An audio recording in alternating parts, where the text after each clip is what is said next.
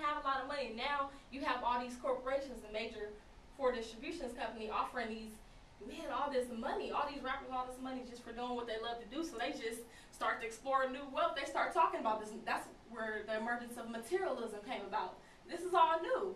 Hey, you know, I got an accountant to handle my phone bill. I don't have to deal with it myself. So, and this is what my research get into, which I entitled The Rape Over.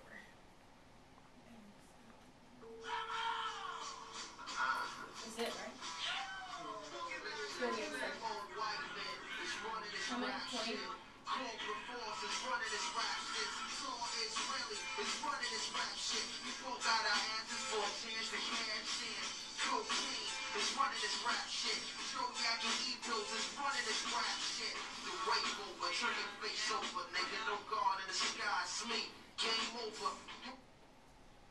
Basically, at this point in time, in which that's where the term was coined by Mos Def, he talked about the rape over hip-hop. As hip-hop began to date corporate forces, the process of commercialization began. And this is when the distribution companies that I mentioned earlier, the major four, not only began to invest in hip-hop, but they began to dictate what messages go out to the community. It was certain standards that you had to pass. They're like, you know, the community likes this, and some of those, this is when the themes in, you know, hip-hop start to change. You know, no longer was it about, you know, fight the powers that be, fight back against this, you know, this oppression that's fighting you minorities. This is about, look, violence, you know, I'm going to talk about violence that's going on in the community. You got this whole, what Trisha Rose calls the gangster pimp whole trinity, where the misogyny of women start to become popular around this time. And then also you got the emphasis on gangsterism. You have the West Coast rappers in California start to emerge and talk about the gangster life. So these were the popular things in hip-hop, and this was a shift compared to the decade before, where everybody talked about breaking out of that oppression, rebelling against all this major society.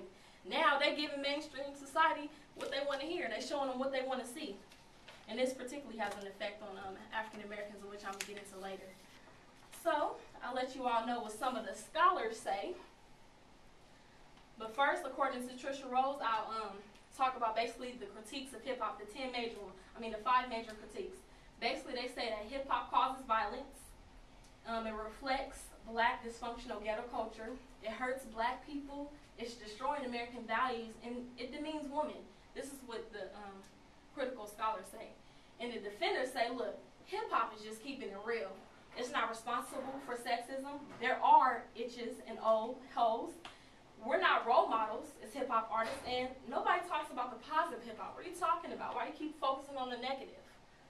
So, Trisha Rose states that the present-day hip-hop, you know, starting from the 90s on to now, is not an accurate portrayal of the original hip-hop culture. What we see, what's labeled as hip-hop nowadays, she's saying that it's not at its truest form. She said it's actually just a gangster pimp whole trinity. And also, MK Asante, he says he makes a distinction between the hip-hop community and the hip-hop industry. He says the hip-hop community is the streets, where it started at, you know, the light age. He says the hip-hop industry is Wall Streets.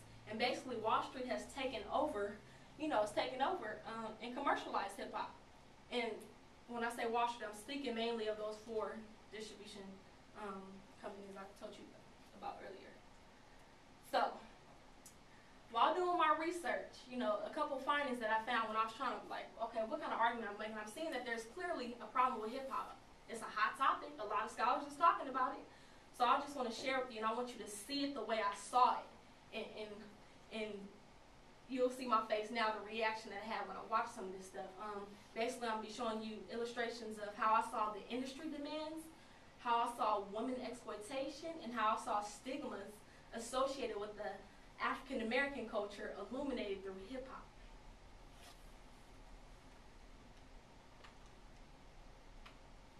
So this is how I see the industry operating. I could walk up to you right now and say, yo, could have been a doctor, or I could have been a pops. Wonder what would have happened had I would have been a cop. Would I help the block, protect the girl from the back, or just be killing niggas because the power on my badge? You know what I mean? That's nice, But nobody want to hear that right now. They don't accept that. They don't. Who's that? Who's that? Straight. You know, give us deals when we speak righteously and things of that nature. You know, they think we don't want to hear that. I think when you're talking to a lot of these young rappers. Okay, so that was and I'll tell you the source on that later. But basically, I see that the industry operates like now it's just promoting negativity, and anytime we want to start to talk about positivity, it's not accepted. But at the end of the day, hip hop emerged out of that. This cultural activism is entitled in my perspective. And now, you know, when you have people that want to talk about cultural activism, it's no space for it in hip hop. Hip hop started in that, was born in that, and now it's no more space for it. So that's how I saw it. I'm just illuminating the passion I have around that subject. And also, this is the exploitation of women that I just see happen in the hip hop industry and manifesting. Nah, cause tell you the truth, some of them is bitches. See, you gotta realize that. You got the sisters, and then the bitches. Huh? You know? You got the sisters. Then the bitches come. You see how they dress. Just look how they dress. Sisters don't dress like that. Huh? Look at that ass. Look. I might go over there and smack it. I called the women over to see what they had to say about being called bitches and hoes because of what they were wearing. It's because we want to enjoy the weather and have on some nice shorts and a nice bra. That's just like a Penny and Bra said. You know what I'm saying? Do you feel like men sexually objectify you? That's a man for you, though. So you don't have a problem with men who objectify you at all? You know what I'm saying? Or There's no problem. that focus on your body parts? That's the problem. How do y'all feel about doing this to women in rap music? Well, if it's not really directed towards you personally. It's just what they say. Sex sells. If you don't take offense to it, then that's But you have like a problem with you as like bitches and things? but I know he's not talking to me. I know what I am. It's described as certain females. So basically, what I kept